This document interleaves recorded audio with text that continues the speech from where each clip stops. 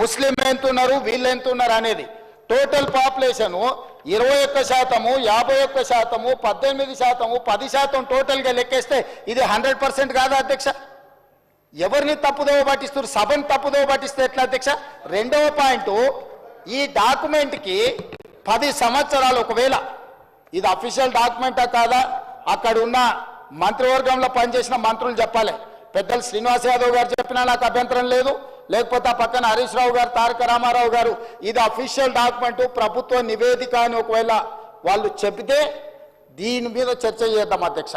ఒకవేళ ఇది official document కాదు, మాకేం సంబంధం లేదని వాళ్ళు చెప్పిండ్రంటే దీని ప్రస్తావనే తీసుకోవాల్సిన అవసరం లేదు అధ్యక్ష. కాబట్టి దయచేసి మిత్రుడు పాయల శంకర్ గారికి నా సూచన, ఈరోజు ఈ ప్రభుత్వం ప్రతి 150 కుటుంబాలకు ఈరోజు ఇంటింటికి తిరిగి ఒకవేళ 2 స్టిక్కర్లు వేసినా, 1 స్టిక్కర్ వేసినా అంటే 2 సార్లు ముందు జాగ్రత్తగా ఎమ్మెల్యే గారు అని భయపడే ఉన్న 2 స్టిక్కర్లు అతికించడం అధ్యక్ష, బాగా పనిచేసిందని అభినందిస్తాడేమని. ఈరోజు ఇందులో మేము ఏదైతే చెప్తున్నామో 100% మేము ఇది ఓన్ చేసుకుంటున్నాం అధ్యక్ష, మేము బాధ్యత తీసుకుంటున్నాం. ఈరోజు ఇందులో మేము ప్రకటించే, మేము ఈరోజు ఇందులో ఏదైతే మేము సమాచారాన్ని ఇచ్చినామో 100% మా ప్రభుత్వ అధికారులు ఇల్లు తిరిగి పూర్తి స్థాయిలో సమాచార సేకరణ చేసి ఆ సమాచారం ఇచ్చేస్తున్నాం అధ్యక్ష. అదేవిధంగా మిత్రుడు శ్రీనివాస్ యాదవ్ గారు కూడా మాట్లాడేటప్పుడు నేను విన్నా, సరే ఇక దాని మీద పెద్ద చర్చ చేయొద్దనుకున్నా, కానీ ఇంత ఎక్స్టెన్సివ్ సమగ్ర కుటుంబ సర్వే చేస్తే మేము చేసిన ఈ ఇల్లు తిరిగి చేసుకొచ్చిన సర్వేలు అధ్యక్ష, పాల్గొన్న వాళ్ళ గురించి పేర్లు చెప్తా అధ్యక్ష. ఈ సర్వే 50 రోజులు జరిగింది, ఒక్కరోజు కాదు, ఇండ్ల దగ్గర కూడా వెళ్ళారు.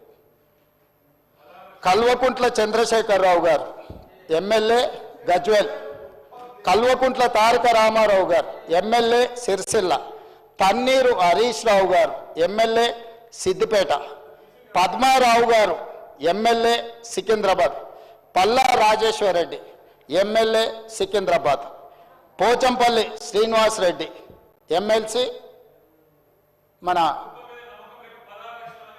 అదొకటి. అదేవిధంగా అధ్యక్ష, అదేవిధంగా మా మిత్రుడు పాయల్ శంకర్ గారికి కూడా తెలవాలి, శ్రీమతి డికే అరుణ మహబూబ్ నగర్ ఎంపీ.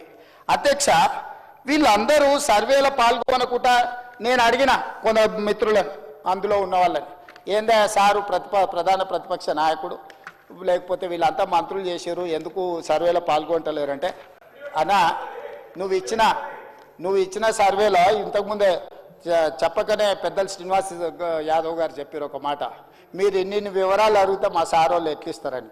5వ పేజీలో ఏముంది అధ్యక్ష, మీ భూమి వివరాలు చెప్పండి అని అడిగినాం అధ్యక్ష.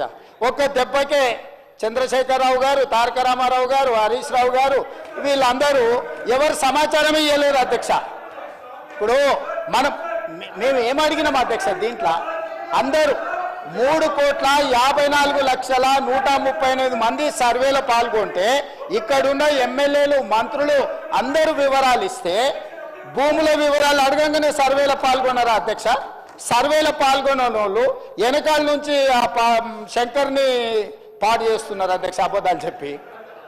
శంకర్ మంచోడు అధ్యక్ష, నాకు తెలుసు పర్సనల్గా, కానీ ఆయనను కూడా ఖరాబ్ చేసి ఇంత ముఖ్యమైన ఇంత ఇంపార్టెంట్ మనం చర్చ చేస్తుంటే ఈ తప్పుడు నివేదికలు తీసుకొచ్చి ఈ లెక్కలు మాట్లాడుతున్నారు అధ్యక్ష. నేను ఒకటే మాట చెప్పదలుచుకున్నా, 1931 కాదు, అంతకంటే ముందు 1941, 51, 61, 71, 81, 91, 2001, 2011 ప్రతి 10 సంవత్సరాలకు జనాభా లెక్కలు చేసింది అధ్యక్ష. 2014లో నరేంద్ర మోడీ గారు ప్రధానమంత్రి అయిన తర్వాత 2021 జనాభాని ఈ రోజు వరకు లెక్కిస్తలేరు అధ్యక్ష. ఎందుకంటే వాళ్ళకి జనాభా లెక్కించడం, బలహీన వర్గాలకు వాళ్ళ హక్కులు ఇవ్వడం భారతీయ జనతా పార్టీకి ఇష్టం లేదు అధ్యక్ష. ఎందుకంటే భారతీయ జనతా పార్టీ నిజంగానే ఈ దేశ ప్రధానమంత్రి నరేంద్ర మోడీ గారు బలహీన వర్గాలకు ఏదైనా సాయం చేయాలి అనుకుంటే 2021 జనాభా లెక్కలు ఈ రోజు వరకు 2025 సంవత్సరం జనవరిలో ఉన్నాం అధ్యక్ష. 21లో లెక్కించాల్సిన జనాభా స్వతంత్రం రాకంటే ముందు, స్వతంత్రం వచ్చినాక 70 సంవత్సరాలు కంటిన్యూస్గా జరిగిన జనాభా లెక్కలు నరేంద్ర మోడీ గారు ప్రధానమంత్రి అయిన తర్వాత ఎందుకు జనాభాను లెక్కించలేదు?